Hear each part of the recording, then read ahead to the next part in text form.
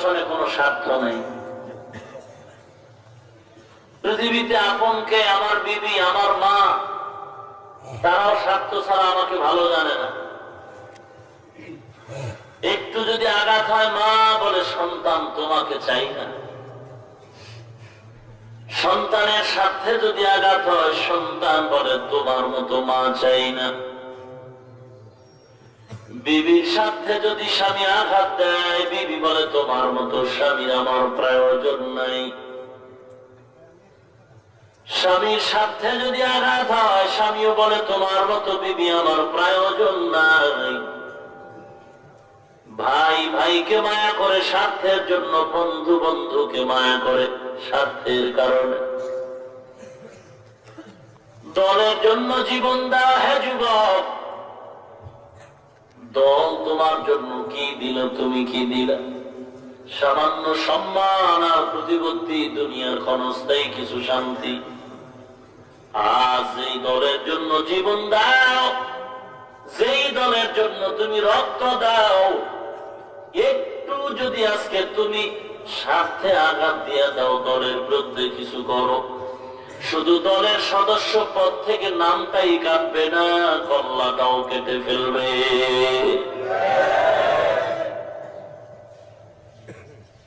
দুনিয়াতে সবাই সবার পেছনে ঘুরে স্বার্থের জন্য। ভাই ভাইয়ের স্বার্থ উদ্ধারের জন্য ভাইকে জবাই করে দেয়, বন্ধু বন্ধুর স্বার্থের উদ্ধারের জন্য বন্ধুকে জবাই করে দেয়। একটা স্বার্থ আমার। ঐশী নামের কুলাঙ্গার মেয়েটা মা বাবাকে হত্যা করে ফেললো প্রেমের ফাঁদে পড়ে, নিজের স্বার্থের কারণে, ঠিক কিনা? স্বার্থের কারণে নিজের দলের মানুষ হত্যা করে ফেলে, নিজের আপন ভাইকে মেরে ফেলে, নিজের মা বাবাকে মারে। স্বার্থের জন্য মা সন্তান মারে, বাবা সন্তান মেরে ফেলে স্বার্থের জন্য। আল্লাহর কসম, আমার আল্লাহর বান্দার প্রতি এত দয়া, এত মায়া, আল্লাহর কোন স্বার্থ নাই। আল্লাহ যদি স্বার্থপর হইতেন, আল্লাহ যদি বিন্দু থেকে বিন্দু স্বার্থের দিয়ে তাকাইতেন, বেঈমানের দল আজ যারা আল্লাহকে গালি দাও, কোরআনের বিরুদ্ধে কথা বলে, নবীকে সন্ত্রাস বলে গালি দেয়, নবীর দাড়ি ছাগলের দাড়ির সাথে তুলনা করে, মাদ্রাসার বিরুদ্ধে কথা বলে, আল্লাহর দেওয়া জমিনের ফসল ভোগ করার পর আল্লাহকে চিনে না, আজান শুনে মসজিদে যায় না। আল্লাহ বলেন, আমি যদি স্বার্থপর হইতাম, বেঈমান তোর উপরে রাগ করে পানি বন্ধ করে দিতাম, খানা বন্ধ করে দিতাম, সূর্যের আলো চাঁদের আলো সব বন্ধ করে দিতাম। আমি আল্লাহ কিছুই বন্ধ করি নাই, বরং সব তোর নাগালে দিয়ে দিলাম। আমি চাই বান্দা তুই একবার অন্যায় করিয়াও আবার আমার কাছে ফিরে আয়। আমি রাগ করে তোকে বিমুখ করে দেই নাই, তোকেও ধাক্কা দিয়ে ফালায় দেই নাই, আমিও জবান মুক্তারে ফিরায় নেই নাই। বান্দা তুই হয়তো ফিরায় নিছ, আমি তোর দরজা বন্ধ করি নাই, আমিও কুদরতি মুখ ফিরাই নাই। হয়তো তুই মুক্তারে ফিরায় নিস, আমি বারবার তোরে ডাকি, আয় আয়। ফজরের নামাজে উঠে একটু সেজদায় পড়। জীবনের গুনাহগুলো সেজদা দিতে দেরি হবে, ক্ষমা করতে দেরি করব না। ফজরের নামাজে আসো না, ঠান্ডা ঠান্ডা পানির ওযু বড় কষ্টের ব্যাপার। আমি আল্লাহ ফিরাই নাই, আবার ডাকছি জোহরে আয়, মসজিদে যা, সেজদা কর, একটু চোখের পানি ফেল।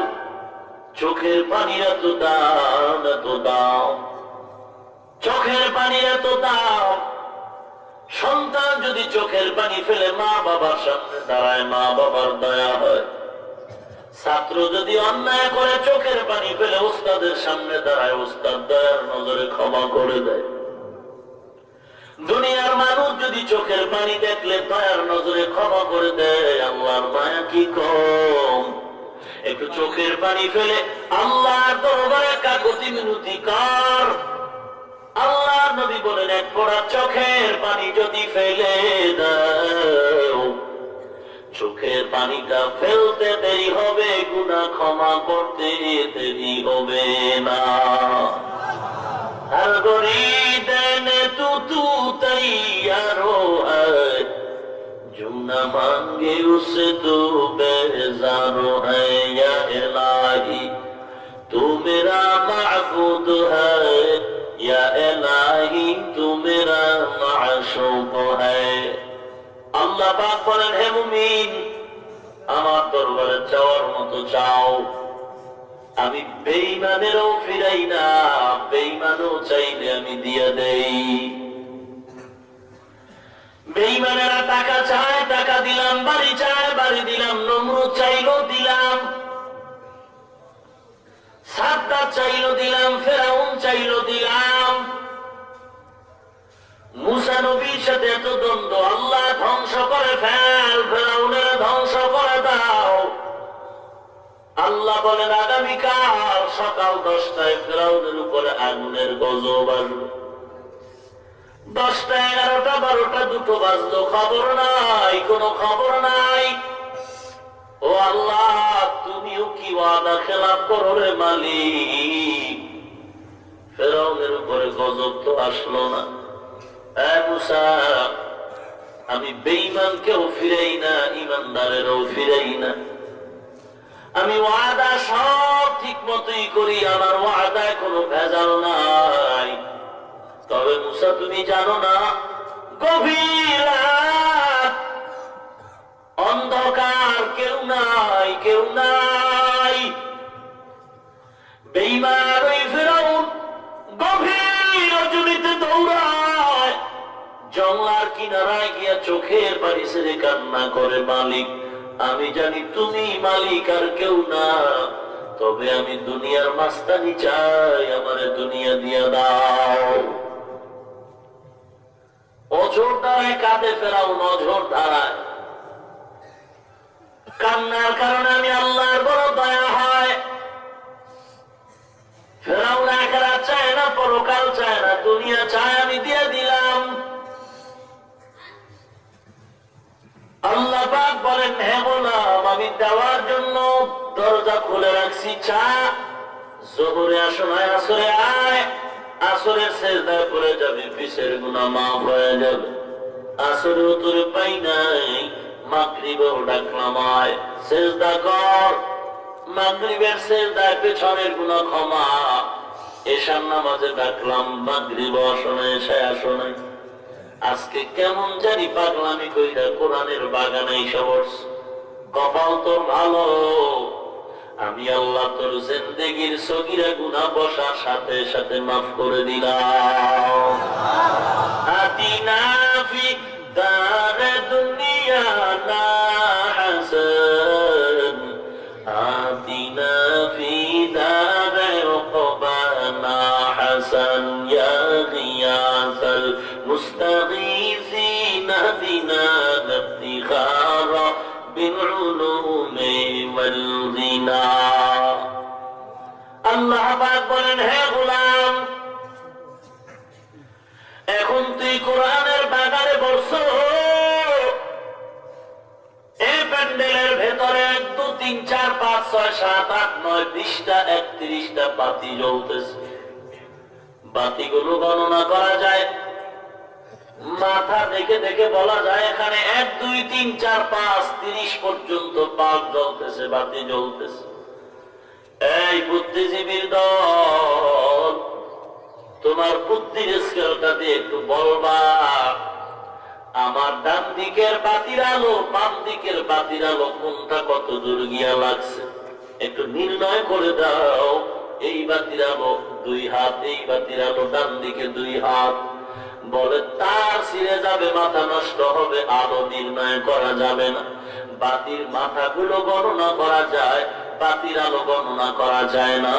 একটার আলো আর একটার ভেতরে মাইনাস প্লাস হয়ে গেছে, একটা আলো আর একটার ভেতরে ঢুকে গেছে। এ মুমিন, বয়ানের ময়দানে বসছো, কোরআনের বাগানে নিয়তটা যদি খাঁটি করে বসে যাও, আমার কিছু খাস বান্দা আলেম আছে, কোরআনওয়ালা আছে, এখানে কিছু নাবালেগ সন্তান আছে যাদের আমল নামা জারি হয় নাই। ইমানদার, এখানে কিছু সাদা দাড়িওয়ালা হাজী সাহেব, আমি আল্লাহর রহমতের চাদর দয়া ওদের উপরে আছে। বান্দা এখানে বলা যাবে অমুক অমুক মাথা গণনা করে 20,000 মানুষ পড়ছে, কিন্তু দিলের কালেকশন 20,000 না, গণনা করার কোনো কায়দা নাই। ইমানদারের উপরে যদি রহমত নাজিল হয়, পাশের লোকটাও রহমতওয়ালা হয়ে যাবে। নিয়ত যদি ভালো হয় তো ভালো মানুষের সংস্রবে যা।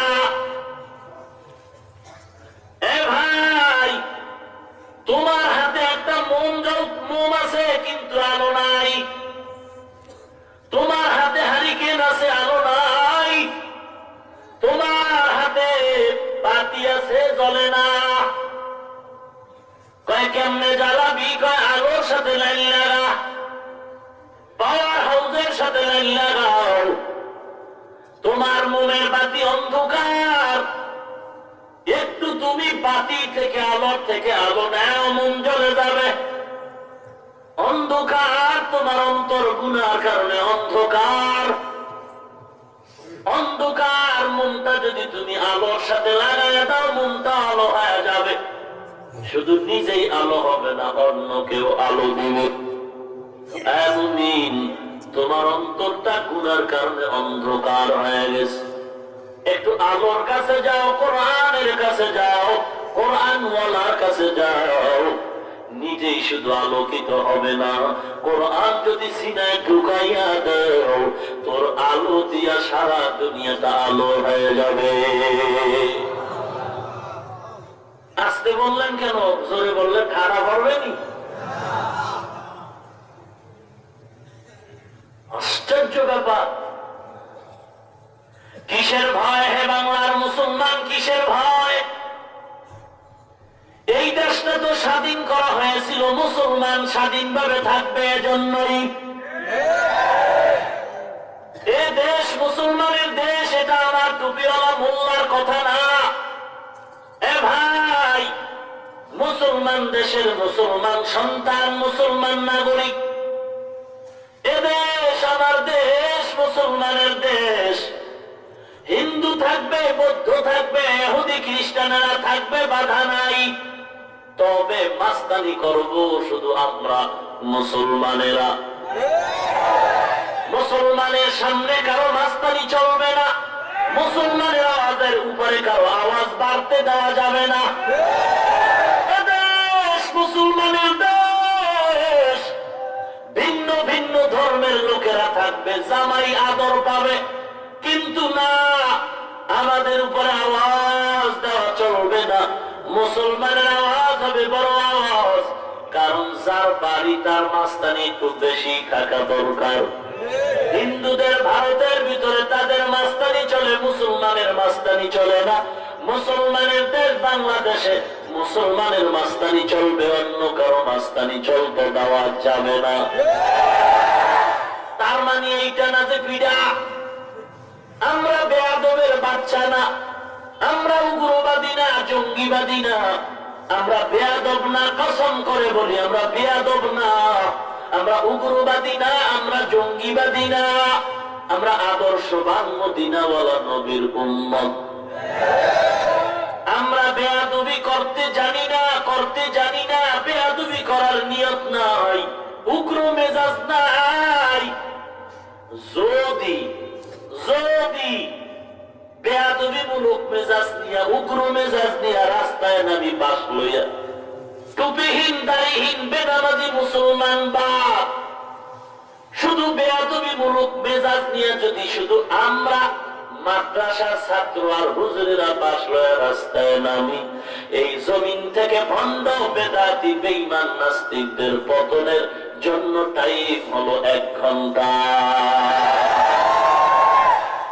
আমরা বেয়াদব না, আমরা উগ্রবাদী না, আমরা জঙ্গিবাদী না, আমরা মার খাইতে জানি, দেওয়া শিখি নাই।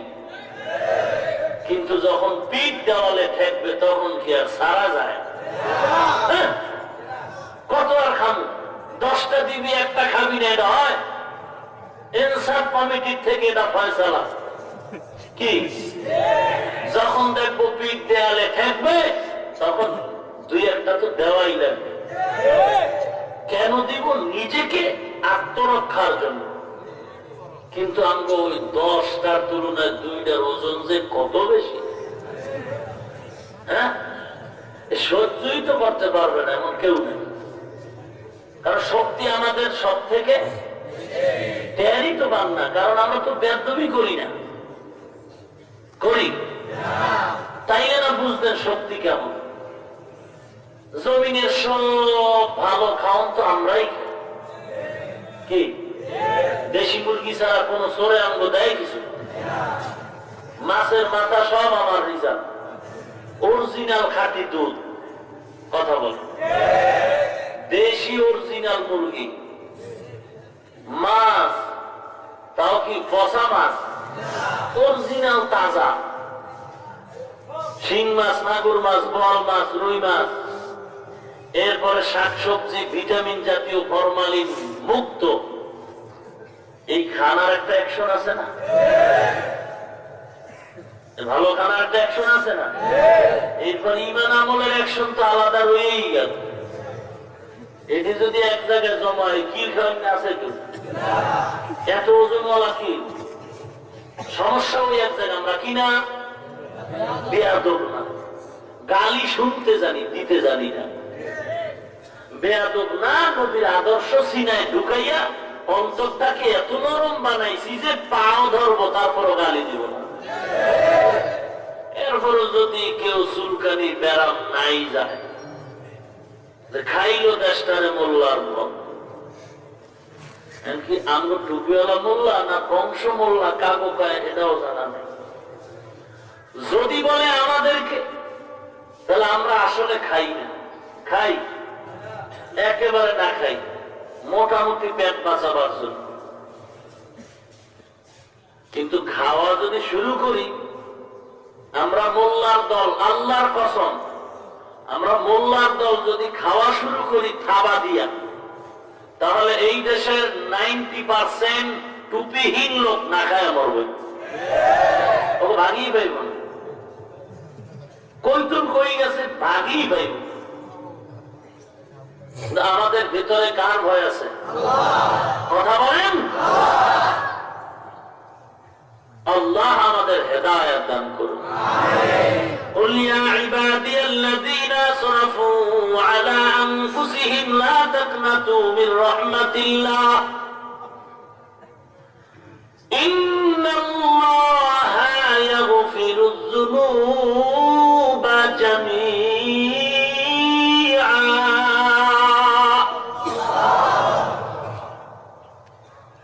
আল্লাহ পাক বলেন, আমার রহমতের আশায় ভিক্ষা চা,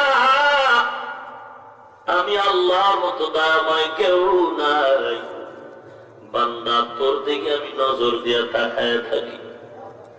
মুমিন, ওয়াজের প্যান্ডেলে বসছো, জীবনে কোন দিন কত অন্যায় করেছ, নিজের খবর নিজের কাছে আছে, তওবার দরজায় ফিরে আয়। এরে বান্দা, কত দয়া করে করেছি। মানুষ দেখছো এক হাত দিয়েও দুনিয়ার কাজকর্ম চালায় জীবন যাপন করে। এই বান্দা, 2 হাতের মাস্তানি কর। আমি যদি তোর একটা হাত না দিতাম, তুই কেমনে করতে চিন্তা কর। আমি আল্লাহ পাক একটা চোখ দিয়েও তো মানুষের জীবন যাপন চালাই, তোরে 2 চোখ দিলাম, কত দয়া করলাম। তোকেও তো একটা চোখ দিতে পারতাম, কিডনি 2টা না দিয়ে একটা দিয়েও তো বাঁচায় রাখতে পারতাম।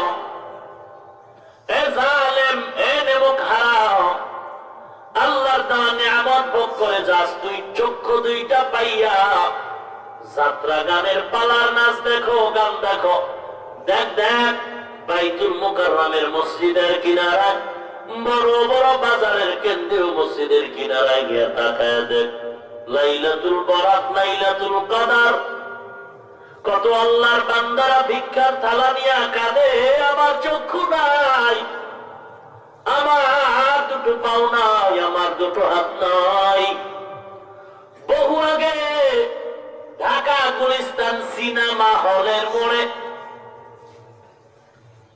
মানুষের ভিড় দাঁড়ায় গেলাম। একটা ছোট বাচ্চা ভিক্ষা চায়, দুটো হাত নাই, ভিক্ষা চায়। দেখলাম একটা লোক টাকা দিল, আর একজনে 1 কাপ চা দিল। দাঁড়াইলাম, টাকা নাই, দুটো হাত নাই, কেমন করে চা পান করবে? দাঁড়ায় দাঁড়ায় দেখলাম ছেলেটা কেমন করে চা পান করে। কাপটা সামনে নিয়ে ডান পায়ে বৃদ্ধাঙ্গুলটা কাপের পোটার মধ্যে ঢুকাইয়া পাও আলগি দিয়া তারপরে চা পান করলো। এ পাওয়ালা ভাই, পাও দিয়া তুই কত না জানি লাত্তিকার মাইরা কপালে বরদোয়া নিছো। আল্লাহ যদি পাও না দিত, কেমন করে পাও দিয়া সিনেমার প্যান্ডেলে হেঁটে যাইতি? আল্লাহ যদি হাত না দিত, কেমন করে কলমের খোঁচায় গরিবের টাকা মেরে খাইতি? জালেম, কত বড় তুই জালেম, তুই কত বড় জালেম। গুলশান জুমার বয়ানে বললাম, গুলশানের বড় লোক মুসলমান, কত বড় খারাপ তুমি, কত বড় নিমুখ হারাম জালেম।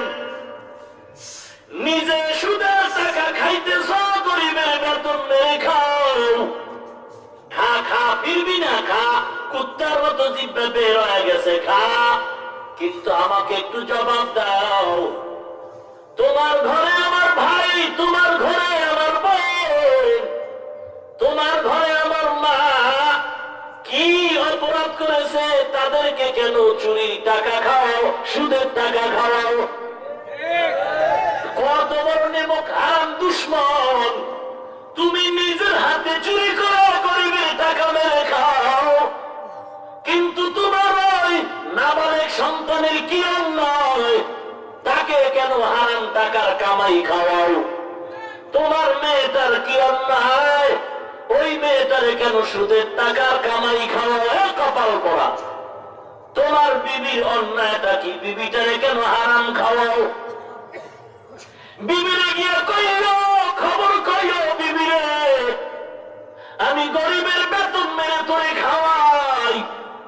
আমার মন বলে, বিবি কপালে রাত্রি মেরে বলবে, বেঈমান ডাকাত ভেগে যা। এদেশে স্বামীর অভাব নাই, তোর মতো লুচ্চা স্বামী চাই না। তোমার ছেলেকে একদিন জিজ্ঞেস করো না, তোমার পায়ে ধরে বলছে, পায়ে ধরে বলছে, ছেলে মেয়ে বসে একদিন বলো না, এ ছেলে মেয়ে, আমি হারাম টাকা তোদের খাওয়াই, গরিবের বেতন মাইরে খাওয়াই। ছেলে বলবে, বাপ লাগবে না, না খায়া ভিক্ষা করুম। তোমার মতো চোর ডাকাত অভ্যাসওয়ালা বাপ চাই না। কথা বলেন না কেন? নিমক হারাম কোথাকার, জালিম কোথাকার! নিজের নাবালেক সন্তানকে হারাম খাও, কি দোষ তার? নিমক হারাম, হ্যাঁ আল্লাহর দুশ্মন, হ্যাঁ বাংলার জমিনের দুশ্মন।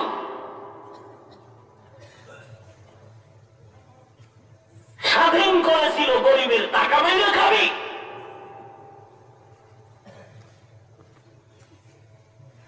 গরিবের চোখের পানি যদি পড়েই যায়, ধ্বংস হয়ে যাবি। একা ধ্বংস হবি না, ফ্যামিলি শুদ্ধ আগুনে পড়ে যাবি।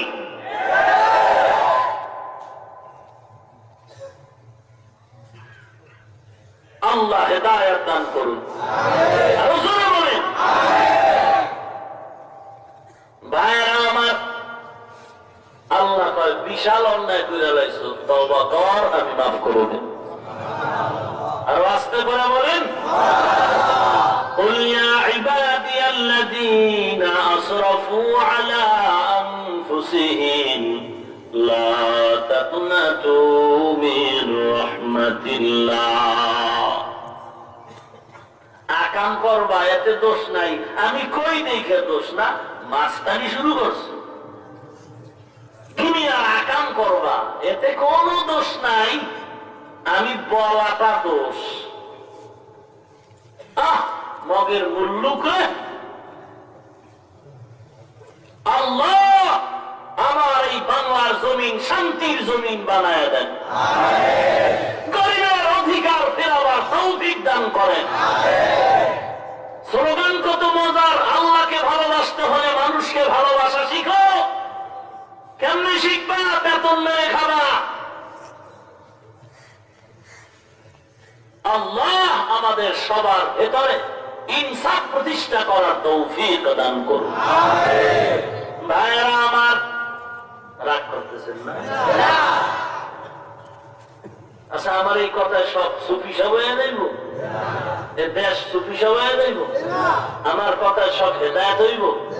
তাই তো কালকে আমি প্রধানমন্ত্রী হয়ে যাব।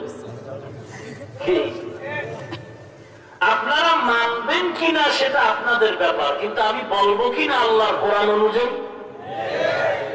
আপনারা মানবেন না, এই জন্য কি বলাও যাবে না? বলা যাবে না? আল্লাহ আমাদের আমলের তৌফিক দান করুন।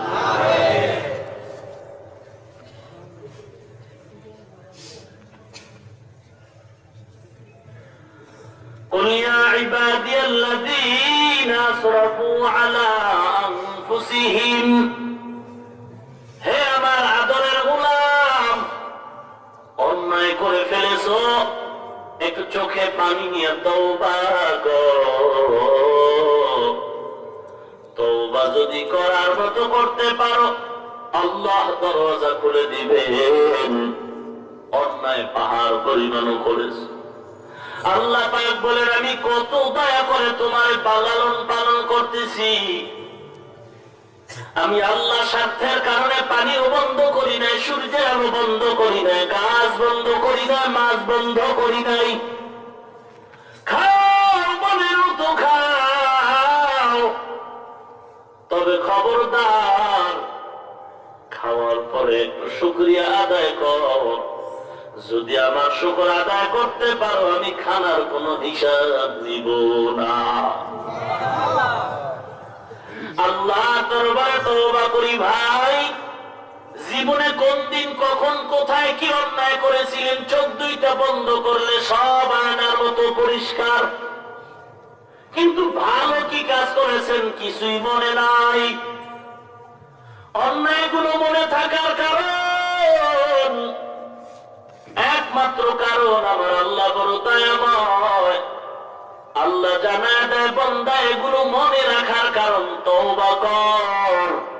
আমি চাই না তুই গুনাহ নিয়ে কবরে যাবি, শাস্তি ভোগ করবে, আমি আল্লাহ চাই না। এজন্য অন্যায়ের কথা বারবার স্মরণ করায় দেই, তওবা কর, আমি মাফ করে দিব। তওবা করার মতো তওবা কর, খাঁটি তওবা, দিলের তওবা, চোরের মতো না। চোর যখন ধরা পড়ে, যখন মাইর খায় না, চোর তওবা করে কি চুরি আরো করবো?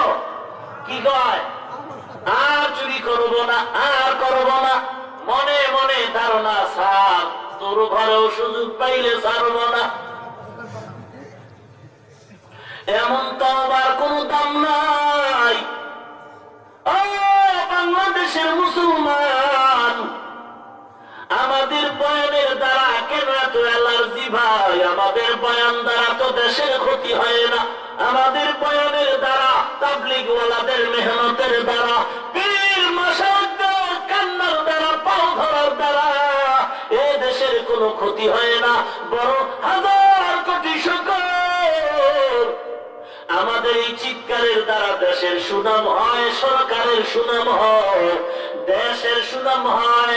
একটু তাকিয়ে দেখছো, আমার মতো ফকিন্নির বাচ্চা না, বড় কোটিপতিওয়ালা র্যাব, আর্মি, পুলিশ, বিডিআর, ডাক্তার, প্রফেসর, ইঞ্জিনিয়ার, সাংবাদিক, সাহিত্যিক, কবি, উকিল, ব্যারিস্টার, ওসিডিসি, এসপিআইজি, স্কুল কলেজের ভার্সিটির ছাত্র, কোটি টাকার মালিক, 5 ওয়াক্ত নামাজি, লম্বা দাড়িওয়ালা, টুপি মাথায়, আছে না নাই? এটা আমাদের অবদান, অবদান। এক সময় কলমের খোঁচায় যারা কোটি টাকা চুরি করত, আজ নামাজ পড়ে পর্দা করে হালাল খায়। দাড়িটা লম্বা করার কারণে নিজেও করে না, কাউকে করতেও দেয় না, বরং সরকারের কোটি কোটি সম্পদ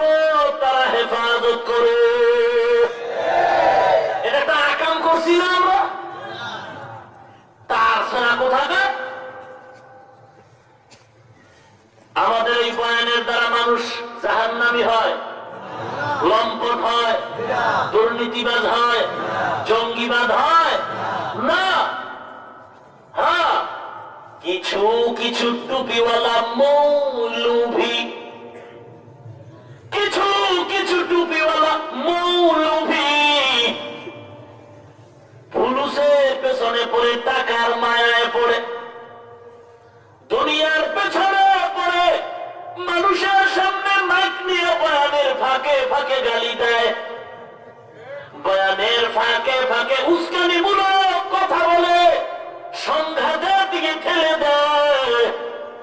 যেই টুপিওয়ালা পাগড়িওয়ালা সাধারণ মানুষের বয়ান করে বলে, আমার মতের বিরোধী যদি আলেম পাও মারবা, আমি বলবো এমন আলেম আলেম না, এটা সমাজের দুশ্মন, এটা সন্ত্রাস। গালি কেন? গালি কেন? আবু হানিফাকে গালি দেওয়া হয়, খাজা মঈনুদ্দিন চিশতি আজমিরি রহমাতুল্লাহ আলাইহিকে গালি দেওয়া হয়। কি অপরাধ তাদের, কি অন্যায়?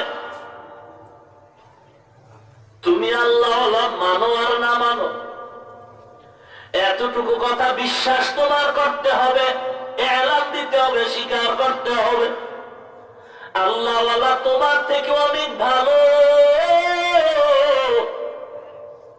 আপনার আমার জবানে গালি চলে, গীবত চলে, খাজা মঈনুদ্দিনের জবানে কোরআনের তেলাওয়াত চলে। বুঝতে হবে, বলতে হবে, আমার জবান থেকে আল্লাহওয়ালার জবান ভালো। আমার চোখে পানি নাই, কান্না নাই, আল্লাহওয়ালারা ঘুমায় না, ভোর রাত্রে সেজদায় পড়ে কাঁদে, অতএব আমার চোখের থেকে আল্লাহওয়ালার চোখটা ভালো। আমার হাত দিয়ে জুলুম হয়, আল্লাহওয়ালার হাত দ্বারা জুলুম হয় না।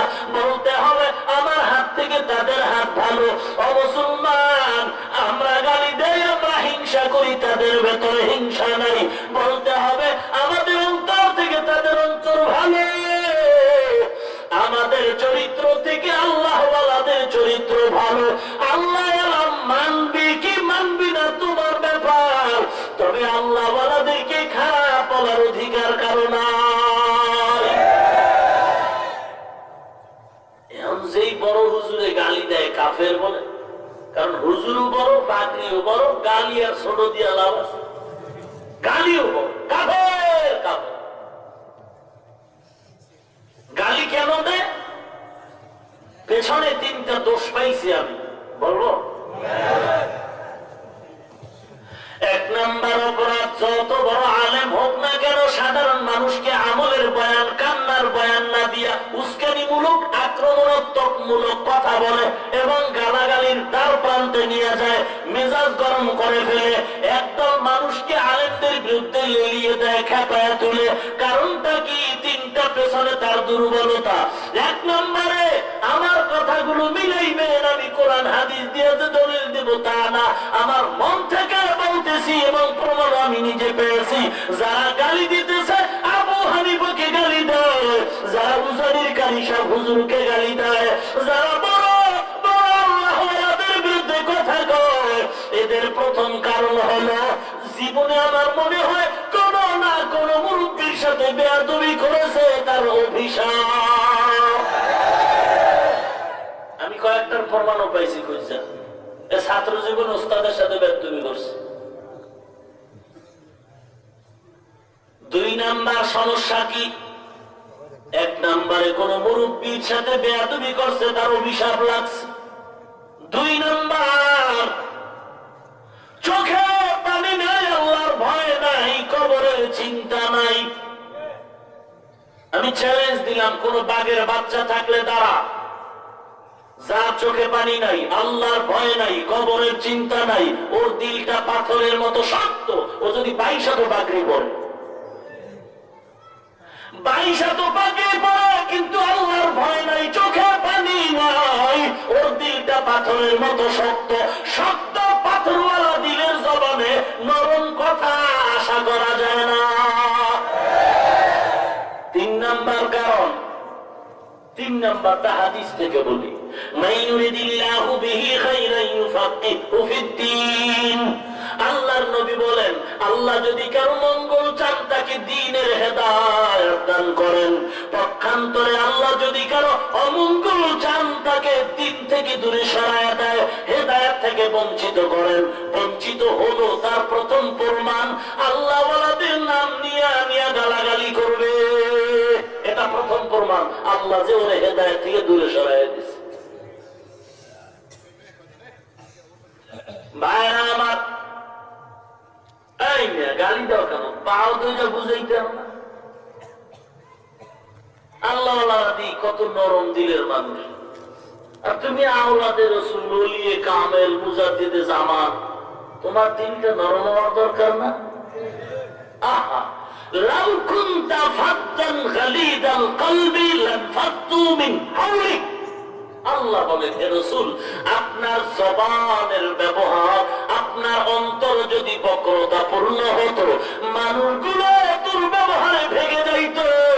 কিন্তু আপনার ব্যবহারটা এত সুন্দর, নবী গো, আপনার ব্যবহার এত সুন্দর, আপনার ব্যবহারে দুশমনও বন্ধু হয়ে যায়।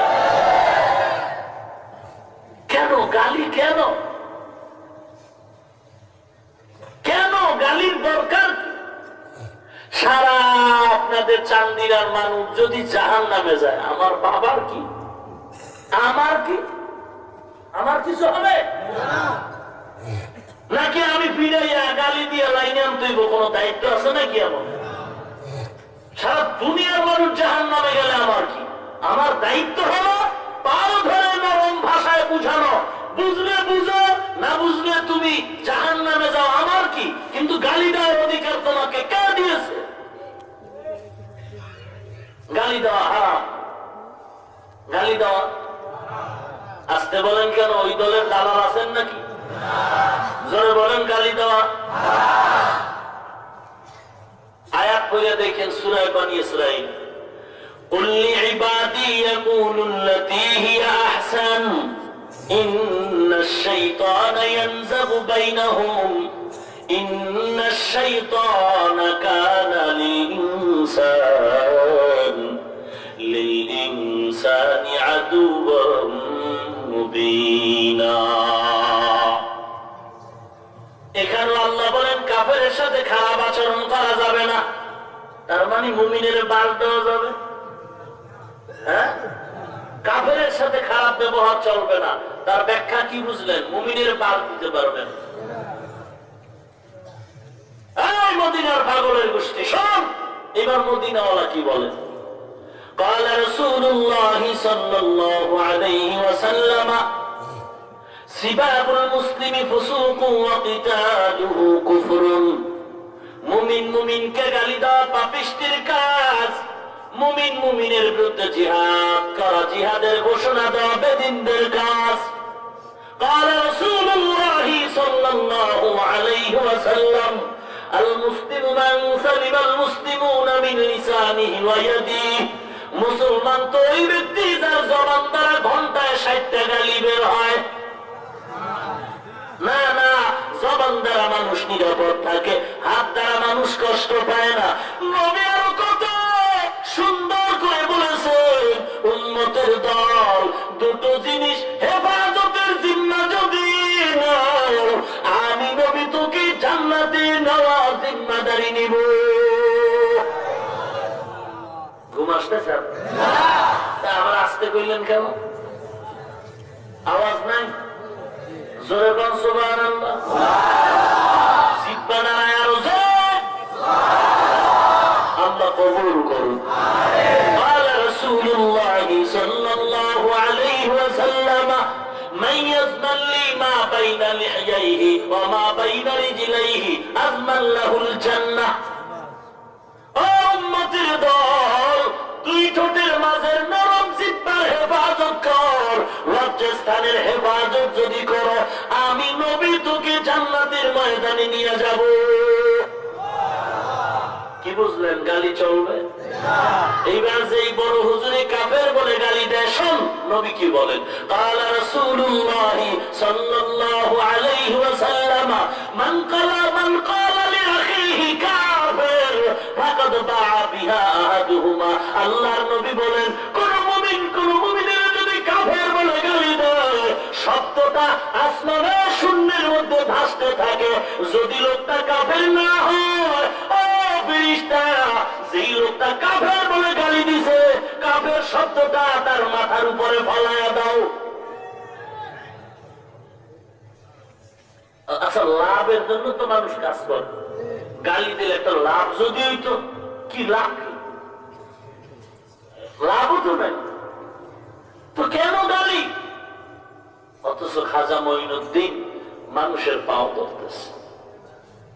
আল্লাহ ওয়ালাদের দিল কত নরম।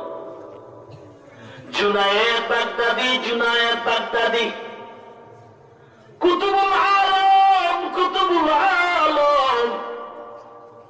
বাড়ির মধ্যে চোর ঢুকছে। চোর কেমন চোর? হাত একটা ধরা খায়, একটা আছে। এই এক হাত দিয়ে বয়ে থেকে লাভ আছে, তাই এটা দিয়েও করি। জামকুই বুঝে বুঝে ঢুকছে জুনায়েদের ঘরে। কষ্ট হচ্ছে? চোর কয় হাত ঢুকছে? কই? দিনে না রাত্রে? কথা বলেন না কেন? ঢুকে এবার এক হাত দিয়ে মালটা গুছাইব। জুনায়েদ তার ইবাদত খানায় আল্লাহর সাথে কথা কয়।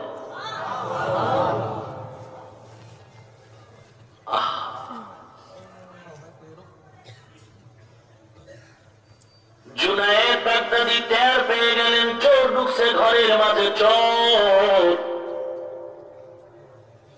আল্লাহর ইবাদত কমপ্লিট করার পর সামন দিক দিয়ে ঢুকে দেখলেন চোর মাল ঘুষায়। বড় কষ্ট হয়।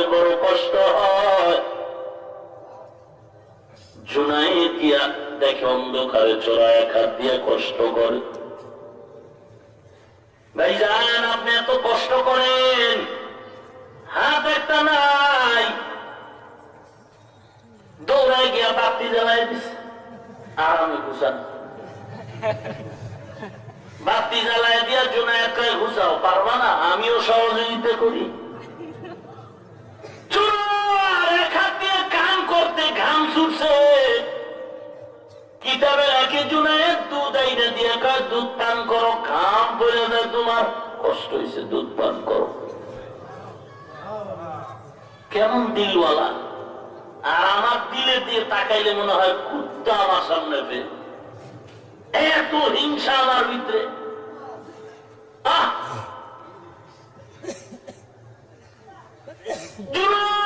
দুধের পেয়ালা দিয়ে কয়, কষ্ট হয়েছে, দুধ পান করো ভাই। এত আদর করে কেন? উদ্দেশ্য খারাপ নি? যাই করো, কোনো ভাগ দেওয়া যাবে না। না, তোমার ভাগ চাই না। এবার জুনায়েদ সহযোগিতা করে গাঁটটি বাঁধছে দুইটা, একটা ছোট আর একটা বড় গাঁটটি বাইদা। জুনায়েদ বলে, ভাই, ছোট গাঁটটি তোমার এক হাতে নাও, আর বড় গাঁটটি আমি মাথায় নিয়ে তোমার বাড়ি আগায় দেই। এই সাউন্ড ডাউন হয় কেন?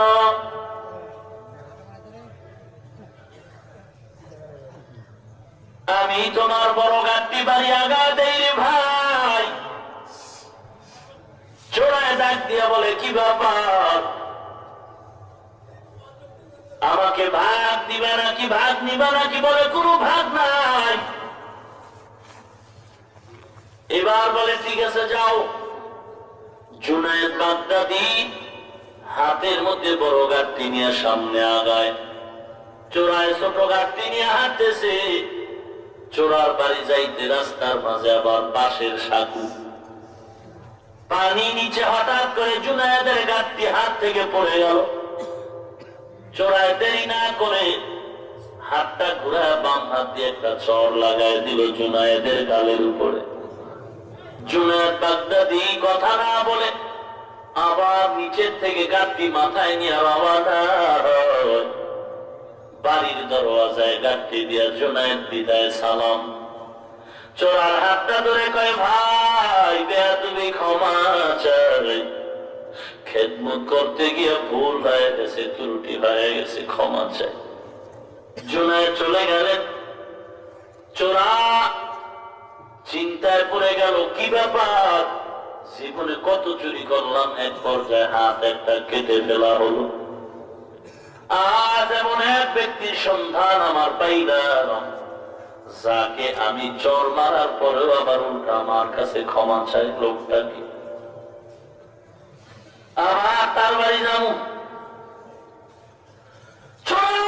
একদিন আমার জুনায়েদের বাড়ি রওনা, হাঁটতে হাঁটতে এলাকায় গিয়া খোঁজ দেয়, এই বাড়ির মালিকের এলাকার মানুষ তোমরা চিনো? বলে হ্যাঁ আমরা চিনি। কে?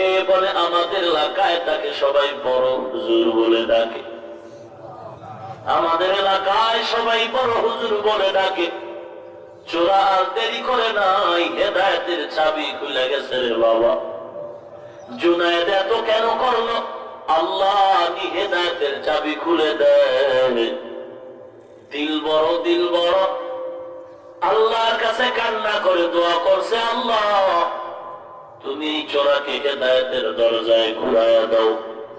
চোরা দৌড়াইয়া জুনায়েদ বাগদাদির পা ধরে কান্না করে ক্ষমা চায়, ভুল করে ফেলেছি, ক্ষমা করে দাও, জীবনে আর কোনদিন কারো অন্যায় করব না, কারো হক নষ্ট করব না।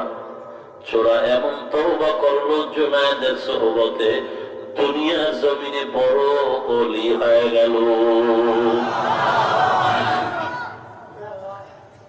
হাজার অন্যায় করেছ, কেউ জানে না, কেউ জানে না রে ভাই। আপনার হিসাব আপনি মিলান, আমার হিসাব আমি মিলাই। চোখ দুইটা বন্ধ করে যদি আমার দিকে তাকাই, আমার আমল নামার দিকে যদি তাকাই, আমার জিন্দেগির দিকে যদি তাকাই, আমার মতো অন্যায়কারী কেউ নাই। আমার মন বলে এত বড় অপরাধী। আমার অপরাধের খবর আমার মা যদি জানতো, তারা দিত, ভাই তারা দিত। আমার বিবি, আমার সন্তান আমাকে ঘৃণা করত না, কেউ তারাই নাই। আমার এই অন্যায়টা যদি আমার ছেলে করতো, আমি ছেলেরে তারাই দিতাম। আমার অন্তরে দিয়ে তাকায় দেখি এত অন্যায়, এই অন্যায় গুলো যদি আমার বিবি করতো, তারাই দিতাম। মা করলে মায়ের থেকে আলাদা হয়ে যাইতাম। আল্লাহ পাক আমাদের উপরে রাগ করেন নাই, সব নিয়ামত দান করেছেন। আল্লাহ বলে, বান্দা সব নিয়ামত ভোগ করে তওবা কর। কোরআনের ময়দানে বলছো, তওবা করার মতো যদি করতে পারো, তওবা করতে দেরি হবে, ক্ষমার ঘোষণা হতে দেরি হবে না। ভাইরা আমার, জীবন্ত সন্তান নিজের হাতে মাটিতে পুঁতে ফেলল, কত বড় খারাপ লোক হলে এমন করে? নিজের হাতে সন্তানগুলোকে জবাই করে, কত বড় খারাপ। নিজের হাতে সন্তানকে ফালায় দেয়, কত বড় খারাপ। এ ভাই, আমাদের বরিশাল, বরগুনা, পটুয়াখালীতে সিডরের ঘটনা বড় করুণ ইতিহাস। পানি জমতেছে, ঘরের মধ্যে অনবরত পানি ঢুকতেছে।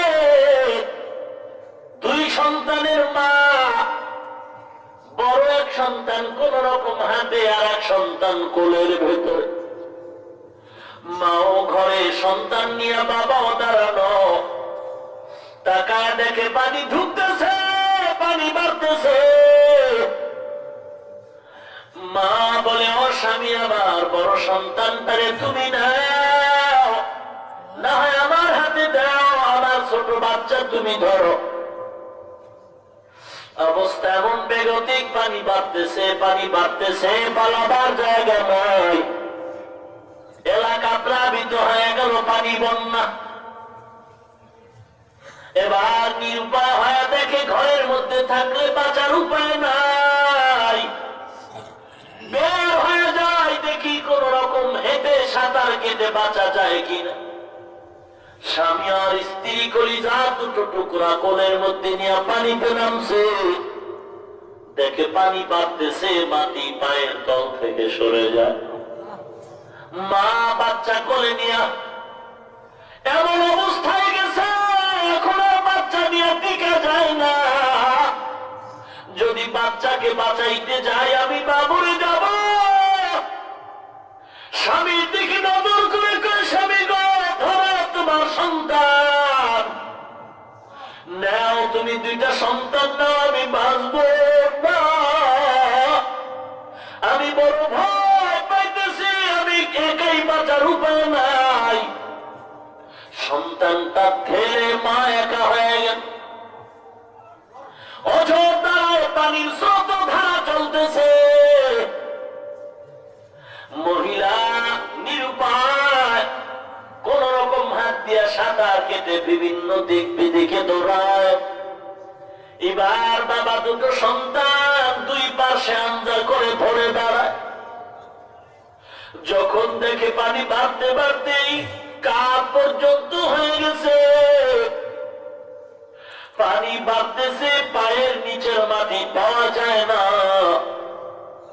সন্তান দুটো কাঁধের উপর উঠায় বাবায় দাঁড়ান, কিন্তু বাবার চোখের বারে পড়তেছে, বাঁচার কোনো উপায় নাই।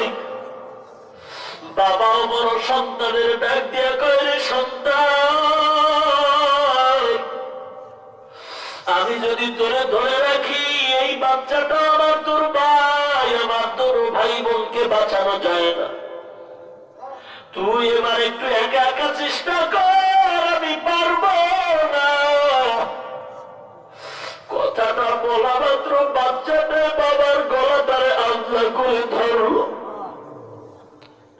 বাবা তুমি আমাদের ছাড়ো না, সাঁতার জানি না। বাচ্চাটারে বাবায় যখন দেখলো ধরছে, ছাড়তে চায় না। বাবা এবার বড় সন্তানদের দাম হাত দিয়ে এমন করে ধাক্কা মারছে, সন্তানটা ধাক্কায় ছুটে না, আবার ধাক্কা। এক পর্যায়ে দেখা গেল বাচ্চাটারে এমন জোরে একটা কামড় দিছে হাতের মধ্যে, বাচ্চার গলা ছাইড়ে দিছে। বাচ্চা পানির মধ্যে হাবুডুবু খায় আর হাত উঁচু করে করে, বাবা গো আমি তো মরে যাই, মরে যাই। বাবায় কর্ণপাত করার সুযোগ নাই। ছোট বাচ্চাটাও নিয়ে বাবার নিজের বাঁচা কষ্ট হয়ে গেল। এক পর্যায়ে ছোট বাচ্চাটাকেও ফালাইয়া বাবার নিচে নিজে বাঁচার জন্য সাঁতরায়। কেউ নাই, কোন রকম বাধায় বেঁচে গেল, কোন রকম বাধা মরার মতো হয়ে গেল। অমুমিন 3 দিন পর পানি টানছে, এরপরে দেখে ধানের খেতে লাশ আর লাশ, গাছের গোড়ায় লাশ আর লাশ। মহিলারাও খুঁজতেছে কার লাশ, মানুষ সব উঠাইতেছে। হঠাৎ করে মা গিয়া দেখে গাছের গোড়ায় ছোট একটা বাচ্চা সন্তানের লাশের মতো পড়া, কানের ভিতরে কাদা, গায়ে কাদা মাটি, নাকে মুখে কাদার মাটি। বাচ্চাটারে উঠাইয়া মা ওই কাদাগুলো মুছতেছে, পানি দিয়ে ধুইতেছে। কানের কাদা বের করে, নাকের কাদা বের করে, মুখের কাদাগুলো যখন বের করতেছে, বাচ্চাটা হঠাৎ করে ওয়া ওয়া কয়েকটা আওয়াজ দিয়ে দিছে।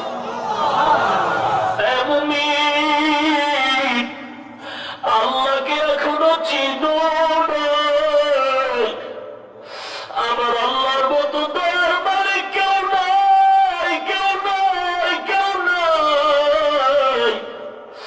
পায়ে ধরে বলি আমার মাওলার কাছে তওবা কর। কোরআন শরীফ পড়ে ঠকি নাই রে মানুষ, দাড়ির কারণে ঠকি নাই, লম্বা জামা টুপির কারণে সম্মান কমে নাই যুবক। পাও দুইটাতে আমি ধৈর্য বলি, নবীর কাদাইও না, দাড়ি কেটে নবীর কাদাইও না। তোমার মতো মতো যুবক দাঁড়িয়েওয়ালা আমাদের অভাব নাই। স্কুল কলেজে পড়ে দাঁড়িয়েওয়ালা যুবক তুমি কেন পারবা না রে বাবা? তোমার মতো দাঁড়িয়েওয়ালা যুবক চাকরি করে ব্যবসা করে অভাব নাই, তুমি কেন পারো না? তোমার মতো যুবক দাঁড়িয়েওয়ালা নামাজি চাকরি করে আর্মি পুলিশ বিডিআর, তুমি কেন পারো না? পায়ে ধরে বলি রে যুবক, দাড়িটা কেটে নবীর কাঁদায় না। বেঈমানের দলেরা নবীর কম কাঁদান কাঁদায় নাই, বেঈমানের দলেরা নবীর কম কাঁদান কাঁদায় নাই। অনুরোধ করে বলি, পায়ে ধরে বলি, দাড়িটার মুখে খুর দিয়ে নবীর কাঁদায় না। আল্লাহর মহব্বত অন্তরে ঢুকাও। নবী আমার মা হারা বাবা হারা বড় ব্যক্তি, রাস্তায় কালেমার খেদমত করে। একদিন আমার নবী দিনের দাওয়াতে যায়, সবার শেষ নবীর কলিজার টুকরা মেয়ে ফাতেমা রাদিয়াল্লাহু তাআলা আনহার ঘর থেকে। আমার নবী যদি কোথাও যাইতে, আমার নবী সর্বশেষ ফাতেমার থেকে বিদায়ী সালাম দিয়ে দাওয়াতে যাইতে। আবার আমার নবী কোথাও থেকে যদি বাড়ি ফিরতে, আমার নবী কলিজার টুকরা ফাতেমার সাথে আগে দেখা করতে। কারণ নবীর কলিজার টুকরা নাতি হাসান হোসাইনি ফাতেমার ঘরে। নবী বড় আদর করতেন, নাতিকে আগে এসে দেখা দিয়ে তারপরে ঘরে যাইতে। আমার মায়ের নবী আজকে ঘরে ফাতেমা দরওয়াজার কিনারে দাঁড়ায়, ডাক দিয়ে কয়, ফাতেমা রাহমাতুল লিল আলামিন, দরজা খুলো, কোনো আওয়াজ নাই। আবার ডাক দিছে, ফাতেমা দরজা খুলো, ভিতর থেকে কোনো আওয়াজ নাই। আমার মায়ের নামে ডাক দিয়ে কয়, ফাতেমা দরজা খোল। ভেতর থেকে কান্নার আওয়াজ। ফাতেমা গুনগুন করে কাঁদে আর বলে, বাবা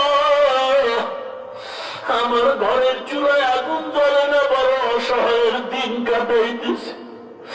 আপনার সামনে আসবে এমন কোন ভালো কাপড় নাই।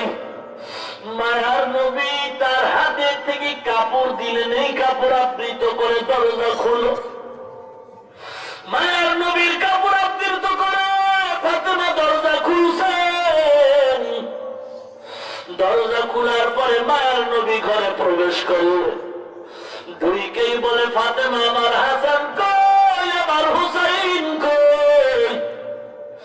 বলে, ওরা ক্ষুধার তৃষ্ণায় কান্না করে মাটির মধ্যে ঘুমায় গেছে, ক্ষুধার তৃষ্ণায়। নবী বলে, কারণ কি? বলে, চুলা আগুন নাই, খানাও নাই। হঠাৎ করে নবীজির আওয়াজ পেয়ে হাসান হুসাইনের ঘুম ভেঙে গেল। দৌড়াইয়া মায়ার নবীর সামনে হাজির। নবীর গলা জড়ায় হাসান কাঁদে, হুসাইন কাঁদে। না না, মাকে একটু জিজ্ঞাসা করো, কেন আমাদের খানা দেয় না, কষ্ট কেন দিল? মা আমাদের খানা দেয় না, ক্ষুধা দাদা সহ্য করতে পারি না। এ গরিবের দল আজকে গরিব হইয়া আল্লাহকে ভুলে চলছে। আজকে হারাম টাকা উঠাবার জন্য গ্রামীণে যাও, লোন উঠায় গরিবের দল। ওই গরিব হয়ে শুকরিয়া আদায় কর, তোর কপাল কত ভালো গো। আমার নবী বলছেন, ধনীর 500 বছর আগে গরিব তুই জান্নাতে যাবি। এ গরিব, কেন এত টেনশন রে ভাই? আল্লাহর উপরে ভরসা করে চল। আমাদের চাকরি নাই, আমাদের কোনো ডিগ্রি নাই, সরকারি চাকরি নাই। দেখ, টুপিওয়ালারা না খায় কেউ মরে না, কাঁদেও না। আল্লাহ অল্প টাকা দিল, কোটি টাকার বরকত সেখানে ঢুকানো। গরিব মায়ার নবী কাঁদে, হাসান ক্ষুধা তৃষ্ণায় কাঁদে, হুসাইন কাঁদে। রহমাতুল লিল আলামিন দেখে দুজনের কান্না থামাবার উপায় নাই। ডাক দিয়া কয়, রে নাতি হাসান, ও হোসাইন, কয়দিন না খায় কাঁদতেছ? বলে, তুই একক তো না খায় কাঁদিরে নানা। মায়ার নবী ডাক দিয়া কয়, রে নাতি, এক বেলা দুবেলা না খায় চোখের পানি ছেড়ে কাঁদো, মায়ের বিরুদ্ধে কথা বলো। তোর নানার খবর নিচুরে হাসান, তোর নানার খবর জানুরে হুসাইন। দেখ দেখ, রাহমাতুল্লিল আলামিন জামাটা উঠাইয়া পেট মোবারকে দিয়ে তাকায় কই, দেখ তোরা এক বেলা দুই বেলা খানা না পায় কাঁদতেছ। তোর নানা এক বেলা দুবেলা না, একদিন দুদিন না, একটানা 7 দিন না খায়, 7টা পাথর পেটে লাগে তোর লড়াই কালেমার দাওয়াত দিতে রওনা। হাসানও কাঁদে, হোসেন কাঁদে, ফাতেমাও কাঁদে, রহমাতুল্লিল আলামিনও কাঁদে। কান্নার আওয়াজ, আবু বকরের আগমন হয়ে গেল। খুরমা খেজুর দিলেন, পয়গম্বরের হাত দিয়া বরকতি বন্টন করলেন। এ নবীর উম্মত, খাওয়ার পরে মনে হয় যেন পেটে ক্ষুধা নাই। আজ হালালের ভিতরে বরকত বুঝানো যায় না রে মুমিন। পায়ে ধরে বলি, দাড়ি কেটে নবীরে কাঁদাও না, নামাজ বাদ দিও না রে যুবক। আজ আমার নবীর বেঈমানেরা কোন কাঁদান কাঁদায় না। অনুরোধ করি, হেদায়েতের মালিক আল্লাহ, ইজ্জতের মালিক আল্লাহ।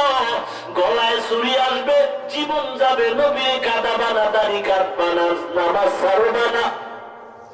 আমরা টুপি দাড়ির কারণে সম্মান কমে যায় না রে ভাই। আল্লাহর কোটি শকর যেখানেই যাই সম্মান পয়গম্বরের আদর্শের কারণে। অতএব নফসানিয়াত ছেড়ে দাও, শয়তানের ধোঁকা থেকে তওবা করে ক্ষমা চাও।